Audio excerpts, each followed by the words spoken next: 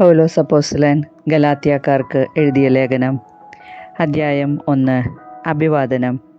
മനുഷ്യരിൽ നിന്നോ മനുഷ്യൻ മുഖേനയോ അല്ല, യേശുക്രിസ്തു മുഖേനയും അവനെ മരിച്ചവരിൽ നിന്നുയർപ്പിച്ച പിതാവ് മുഖേനയും അപ്പോസ്തലനായിരിക്കുന്ന പൗലോസായ ഞാനും എന്നോടുകൂടെയുള്ള എല്ലാ സഹോദരരും ഗലാത്യയിലെ സഭകൾക്ക് എഴുതുന്നത്, നമ്മുടെ പിതാവായ ദൈവത്തിൽ നിന്നും കർത്താവായ യേശുക്രിസ്തുവിൽ നിന്നും നിങ്ങൾക്ക് കൃപയും സമാധാനവും.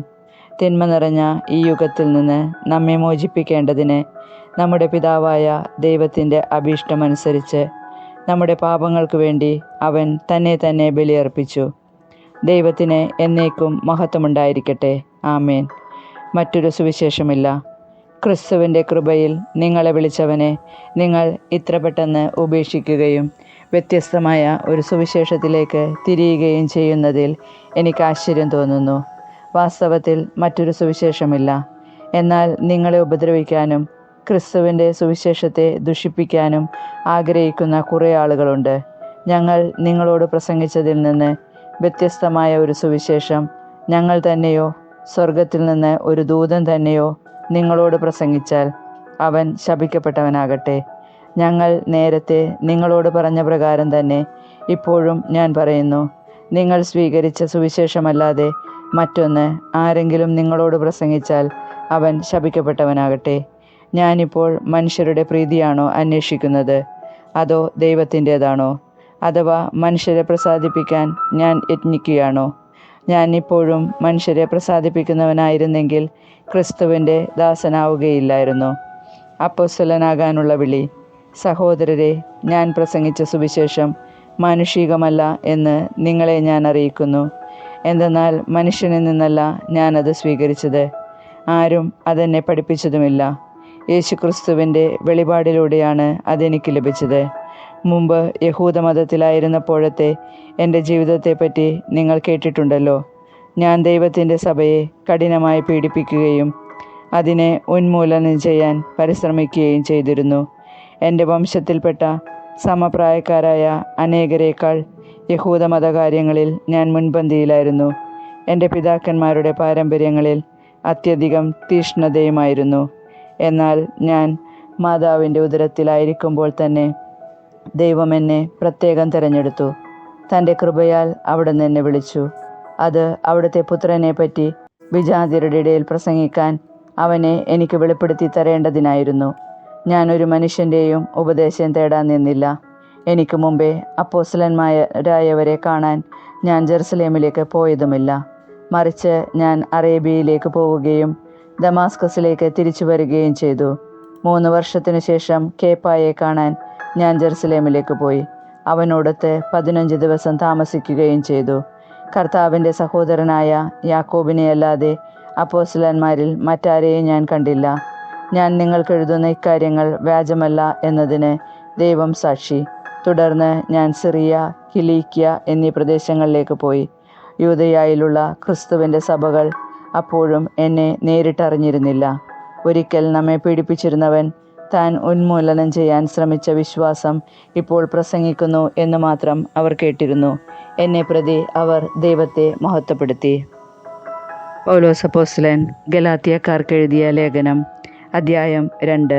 പൗലോസിന് അംഗീകാരം. പിന്നീട് 14 വർഷത്തിനു ശേഷം ബർണബാസിനോട് കൂടെ ഞാൻ വീണ്ടും ജെറുസലേമിലേക്ക് പോയി. തീത്തോസിനെയും കൂടെ കൊണ്ടുപോയിരുന്നു. ഒരു വെളിപാടനുസരിച്ചാണ് ഞാൻ പോയത്. അവിടുത്തെ പ്രധാനികളുടെ മുൻപിൽ ഞാൻ വിജാതിയരുടെ ഇടയിൽ പ്രസംഗിക്കുന്ന സുവിശേഷം സ്വകാര്യമായി അവതരിപ്പിച്ചു. ഇത് ഞാൻ ഓടിയതും വ്യർത്ഥമാകാതിരിക്കാൻ വേണ്ടിയായിരുന്നു. എന്നോട് കൂടെയുണ്ടായിരുന്ന തീത്തോസ് ഒരു ഗ്രീക്കുകാരനായിരുന്നിട്ടും പരിച്ഛേദനത്തിന് നിർബന്ധിക്കപ്പെട്ടില്ല. എന്നാൽ യേശുക്രിസ്തുവിലുള്ള ഞങ്ങളുടെ സ്വാതന്ത്ര്യത്തെ ചൂഷണം ചെയ്ത് ഞങ്ങളെ അടിമത്തത്തിൽ കൊണ്ടുചെന്നെത്തിക്കുന്നതിന് വേജ സഹോദരന്മാർ രഹസ്യത്തിൽ കടന്നുകൂടി. അവർക്ക് ഞങ്ങൾ നിമിഷനേരത്തേക്ക് പോലും വശപ്പെട്ടില്ല. അത് സുവിശേഷത്തിൻ്റെ സത്യം നിങ്ങൾക്കായി നിലനിർത്തേണ്ടതിനാണ്. തങ്ങൾ എന്തോ ആണെന്ന് ഭാവിക്കുന്ന അവരിൽ നിന്ന് എനിക്ക് കൂടുതലായി ഒന്നും ലഭിച്ചില്ല. അവർ എന്താണെന്ന് ഞാൻ ഗൗനിക്കുന്നേയില്ല. ദൈവം മുഖം നോക്കുന്നവനല്ലല്ലോ. പരിച്ഛേദിതർക്കുള്ള സുവിശേഷം പത്രോസിന് എന്നതുപോലെ അപരിച്ഛേദിതർക്കുള്ള സുവിശേഷം എനിക്ക് ഏൽപ്പിക്കപ്പെട്ടിരിക്കുന്നു എന്ന് അവർ മനസ്സിലാക്കി. എന്തെന്നാൽ പരിച്ഛേദിതർക്കുള്ള പ്രേഷിതത്വം പത്രോസിലൂടെ നിറവേറ്റുന്നവൻ തന്നെ വിജാതിയർക്കു വേണ്ടി എന്നിലൂടെ പ്രവർത്തിക്കുന്നു. നേതൃസ്തംഭങ്ങളായി ഗണിക്കപ്പെട്ടിരുന്ന യാക്കോബും കേപ്പായും യോഹന്നാനും ദൈവത്തിൻ്റെ കൃപ എനിക്ക് ലഭിച്ചിരിക്കുന്നുവെന്ന് കണ്ട് തങ്ങളുടെ കൂട്ടായ്മയുടെ വലതുകരം എനിക്കും ബർണബാസിനും നീട്ടിത്തന്നു. അങ്ങനെ വിജാതിയരുടെ അടുത്തേക്ക് ഞങ്ങളും പരിച്ഛേദിതരുടെ അടുത്തേക്ക് അവരും പോകാൻ തീരുമാനമായി. പാവങ്ങളെപ്പറ്റി ചിന്ത വേണം എന്ന് മാത്രമേ ഞങ്ങളോട് അവർ ആവശ്യപ്പെട്ടുള്ളൂ. അതുതന്നെയാണ് എൻ്റെ തീവ്രമായ താൽപ്പര്യം.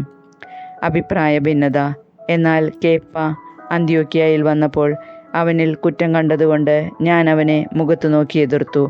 യാക്കോബിൻ്റെ അടുത്തുനിന്ന് ചിലർ വരുന്നതുവരെ അവൻ വിജാതിയരോടൊപ്പം ഇരുന്ന് ഭക്ഷിച്ചിരുന്നു. അവർ വന്നു കഴിഞ്ഞപ്പോഴാകട്ടെ പരിച്ഛേദിതരെ ഭയന്ന് അവൻ പിന്മാറിക്കളഞ്ഞു. അവനോടൊത്ത് ബാക്കി യഹൂദന്മാരും കപടമായി പെരുമാറി. അവരുടെ കാപട്യത്താൽ ബർണബാസ് പോലും വഴിതെറ്റിക്കപ്പെട്ടു. അവരുടെ പെരുമാറ്റം സുവിശേഷ സത്യവുമായി പൊരുത്തപ്പെടുന്നില്ലെന്ന് കണ്ടപ്പോൾ എല്ലാവരുടെയും മുൻപിൽ വച്ച് ഞാൻ കേപ്പായോട് പറഞ്ഞു, യഹൂദനായ നീ യഹൂദനെ പോലെയല്ല, വിജാതിയനെ പോലെയാണ് ജീവിക്കുന്നതെങ്കിൽ യഹൂദരെ പോലെ ജീവിക്കാൻ വിജാതിയരെ പ്രേരിപ്പിക്കുന്നതിന് നിനക്കെങ്ങനെ സാധിക്കും?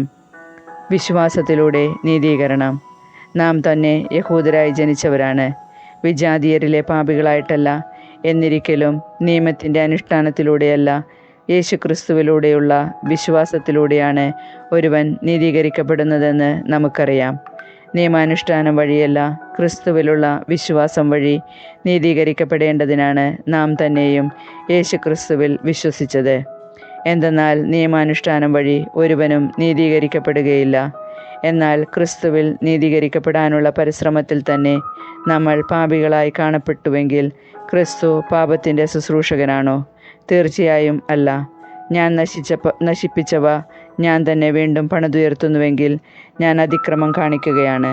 എന്തെന്നാൽ ദൈവത്തിനായി ജീവിക്കേണ്ടതിന് ഞാൻ നിയമത്തിലൂടെ നിയമത്തിന് മൃതനായി. ഞാൻ ക്രിസ്തുവിനോടുകൂടി ക്രൂശിതനായിരിക്കുന്നു. ഇനിമേൽ ഞാനല്ല ജീവിക്കുന്നത്, ക്രിസ്തുവാണ് എന്നിൽ ജീവിക്കുന്നത്. എൻ്റെ ഇപ്പോഴത്തെ ഐഹിക ജീവിതം എന്നെ സ്നേഹിക്കുകയും എനിക്ക് വേണ്ടി തന്നെ ബലിയർപ്പിക്കുകയും ചെയ്ത ദൈവപുത്രനിൽ വിശ്വസിച്ചുകൊണ്ടുള്ള ജീവിതമാണ്. ദൈവത്തിൻ്റെ കൃപ ഞാൻ നിരാകരിക്കുന്നില്ല. നിയമത്തിലൂടെയാണ് നീതി കൈവരുന്നതെങ്കിൽ ക്രിസ്തുവിൻ്റെ മരണത്തിന് നീതീകരണമൊന്നുമില്ല. പൗലോസ് അപ്പോസ്തലൻ ഗലാത്യക്കാർക്ക് എഴുതിയ ലേഖനം, അധ്യായം 3. നിയമമോ വിശ്വാസമോ? ഭോഷന്മാരായ ഗലാത്യക്കാരെ, യേശുക്രിസ്തു നിങ്ങളുടെ കൺമുൻപിൽ ക്രൂശിതനായി ചിത്രീകരിക്കപ്പെട്ടിരിക്കെ നിങ്ങളെ ആരാണ് ആഭിചാരം ചെയ്തത്? ഇതുമാത്രം നിങ്ങളിൽ നിന്നറിയാൻ ഞാൻ ആഗ്രഹിക്കുന്നു. നിങ്ങൾ ആത്മാവിനെ സ്വീകരിച്ചത് നിയമത്തിൻ്റെ അനുഷ്ഠാനത്താലാണോ? അതോ വിശ്വാസത്തിൻ്റെ അനുസരണം നിങ്ങളോട് പ്രഘോഷിക്കപ്പെട്ടത് വിശ്വസിച്ചതുകൊണ്ടോ? ആത്മാവിൽ ആരംഭിച്ചിട്ട് ഇപ്പോൾ ശരീരത്തിൽ അവസാനിപ്പിക്കാൻ മാത്രം ഭോഷന്മാരാണോ നിങ്ങൾ? നിങ്ങൾ സഹിച്ചവയത്രയും വ്യർത്ഥമായിരുന്നോ? തീർത്തും വ്യർത്ഥം. നിങ്ങൾക്ക് ആത്മാവിനെ നൽകുകയും നിങ്ങളുടെ ഇടയിൽ അത്ഭുതങ്ങൾ പ്രവർത്തിക്കുകയും ചെയ്യുന്നവൻ അങ്ങനെ ചെയ്യുന്നത് നിങ്ങളുടെ നിയമാനുഷ്ഠാനം നിമിത്തമോ? അതോ നിങ്ങളോട് പ്രഘോഷിക്കപ്പെട്ടത് വിശ്വസിച്ചതുകൊണ്ടോ? അബ്രാഹാം തന്നെയും ദൈവത്തെ വിശ്വസിച്ചു, അതവന് നീതിയായി പരിഗണിക്കപ്പെട്ടു. അതിനാൽ വിശ്വാസമുള്ളവരാണ് അബ്രാഹത്തിൻ്റെ മക്കളെന്ന് നിങ്ങൾ മനസ്സിലാക്കണം. വിജാതിയരെ വിശ്വാസം വഴി ദൈവം നീതീകരിക്കുമെന്ന് മുൻകൂട്ടി കണ്ടുകൊണ്ട് വിശുദ്ധ ഗ്രന്ഥം നിന്നിൽ ജനതകളെല്ലാം അനുഗ്രഹീതരാകും എന്ന സദ്വാർത്ത നേരത്തെ തന്നെ അബ്രാഹത്തെ അറിയിച്ചിട്ടുണ്ട്. ആകയാൽ വിശ്വാസമുള്ളവർ വിശ്വാസിയായ അബ്രാഹത്തോടൊത്ത് അനുഗ്രഹം പ്രാപിക്കുന്നു. നിയമാനുഷ്ഠാനത്തിൽ ആശ്രയമർപ്പിക്കുന്ന എല്ലാവരും ശാപത്തിന് വിധേയരാണ്. എന്തെന്നാൽ ഇപ്രകാരം എഴുതപ്പെട്ടിരിക്കുന്നു, നിയമഗ്രന്ഥത്തിൽ എഴുതപ്പെട്ടിരിക്കുന്നതെല്ലാം അനുസരിക്കാതെയും പ്രവർത്തിക്കാതെയും ഇരിക്കുന്നവൻ ശപിക്കപ്പെട്ടവനാണ്. ഒരുവനും ദൈവസന്നിധിയിൽ നിയമം വഴി നീതീകരിക്കപ്പെടുന്നില്ല എന്ന് വ്യക്തമാണ്. എന്തെന്നാൽ നീതിമാൻ വിശ്വാസം വഴിയാണ് ജീവിക്കുക. നിയമത്തിൻ്റെ അടിസ്ഥാനം വിശ്വാസമല്ല, എന്തെന്നാൽ അവ അനുഷ്ഠിക്കുന്നവൻ അവ വഴി ജീവിക്കും. ക്രിസ്തു നമ്മെ പ്രതി ശപിക്കപ്പെട്ടവനായി തീർന്നതുകൊണ്ട് നിയമത്തിൻ്റെ ശാപത്തിൽ നിന്ന് നമ്മെ രക്ഷിച്ചു. എന്തെന്നാൽ മരത്തിൽ തൂക്കപ്പെടുന്നവൻ ശപിക്കപ്പെട്ടവനാണ് എന്ന് എഴുതിയിരിക്കുന്നു. അബ്രാഹത്തിന് ലഭിച്ച അനുഗ്രഹം യേശുക്രിസ്തു വഴി വിജാതിയരിലേക്കും വ്യാപിക്കേണ്ടതിനും ആത്മാവിൻ്റെ വാഗ്ദാനം വഴി നമ്മൾ പ്രാപിക്കേണ്ടതിനും ആണ് ഇപ്രകാരം സംഭവിച്ചത്. നിയമവും വാഗ്ദാനവും. സഹോദരരെ, മനുഷ്യസാധാരണമായ ഒരു ഉദാഹരണം പറഞ്ഞാൽ, ഒരുവൻ്റെ ഉടമ്പടി ഒരിക്കൽ സ്ഥിരീകരിച്ചതിനു ശേഷം ആരും അത് അസാധുവാക്കുകയോ അതിൽ എന്തെങ്കിലും കൂട്ടിച്ചേർക്കുകയോ ചെയ്യാറില്ല. വാഗ്ദാനങ്ങൾ ലഭിച്ചത് അബ്രാഹത്തിനും അവൻ്റെ സന്തതിക്കുമായിട്ടാണ്.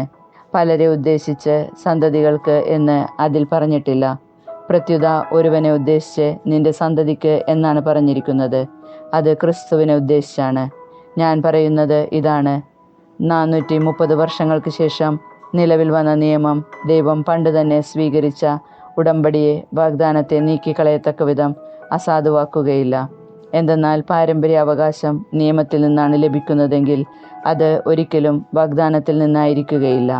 എന്നാൽ ദൈവം അബ്രാഹത്തിന് അത് നൽകിയത് വാഗ്ദാനം വഴിയാണ്. പിന്നെന്തിനാണ് നിയമം?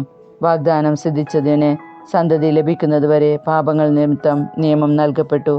ദൈവദൂതന്മാർ വഴി ഒരു മധ്യവർത്തിയിലൂടെ അത് വിളംബരം ചെയ്യപ്പെട്ടു. ഒന്നിൽ കൂടുതൽ പേരുണ്ടെങ്കിലേ മധ്യവർത്തി വേണ്ടൂ. എന്നാൽ ദൈവം ഏകനാണ്. നിയമത്തിൻ്റെ ഉദ്ദേശം. അങ്ങനെയെങ്കിൽ നിയമം ദൈവത്തിൻ്റെ വാഗ്ദാനങ്ങൾക്ക് വിരുദ്ധമാണോ? ഒരിക്കലുമില്ല. എന്തെന്നാൽ ജീവദായകമായ ഒരു നിയമം നിലവിലുണ്ടായിരുന്നെങ്കിൽ നീതി തീർച്ചയായും ആ നിയമം വഴി ഉണ്ടാകുമായിരുന്നു. എന്നാൽ യേശുക്രിസ്തുവിലൂടെയുള്ള വിശ്വാസം വഴി വിശ്വാസികൾ വാഗ്ദാനം പ്രാപിക്കേണ്ടതിന് എല്ലാവരും പാപത്തിന് അധീരരാണെന്ന് വിശുദ്ധ ഗ്രന്ഥം പ്രഖ്യാപിച്ചു. വിശ്വാസം ആവിർഭവിക്കുന്നതിന് മുൻപ് നമ്മൾ നിയമത്തിൻ്റെ കാവലിലായിരുന്നു. വിശ്വാസം വെളിപ്പെടുന്നതുവരെ നിയന്ത്രണാധീനരായി കഴിയുകയും ചെയ്തു. തന്നിമിത്തം നമ്മൾ വിശ്വാസത്താൽ നീതീകരിക്കപ്പെടേണ്ടതിന് ക്രിസ്തുവിൻ്റെ ആഗമനം വരെ നിയമം നമ്മുടെ പാലകനായിരുന്നു. ഇപ്പോഴാകട്ടെ വിശ്വാസം സമാഗതമായ നിലയ്ക്ക് നമ്മൾ പാലകന് അധീനരല്ല. പുത്രത്വവും അവകാശവും. യേശുക്രിസ്തുവിലുള്ള വിശ്വാസം വഴി നിങ്ങളെല്ലാവരും ദൈവപുത്രന്മാരാണ്. ക്രിസ്തുവിനോട് ഐക്യപ്പെടാൻ വേണ്ടി സ്നാനം സ്വീകരിച്ചിരിക്കുന്ന നിങ്ങളെല്ലാവരും ക്രിസ്തുവിനെ ധരിച്ചിരിക്കുന്നു. യഹൂദനെന്നോ ഗ്രീക്കുകാരനെന്നോ അടിമയെന്നോ സ്വതന്ത്രനെന്നോ പുരുഷനെന്നോ സ്ത്രീയെന്നോ വ്യത്യാസമില്ല. നിങ്ങളെല്ലാവരും യേശുക്രിസ്തുവിൽ ഒന്നാണ്. നിങ്ങൾ ക്രിസ്തുവിൽ നിന്നുള്ളവരാണെങ്കിൽ അബ്രാഹത്തിൻ്റെ സന്തതികളാണ്, വാഗ്ദാനമനുസരിച്ചുള്ള അവകാശികളുമാണ്.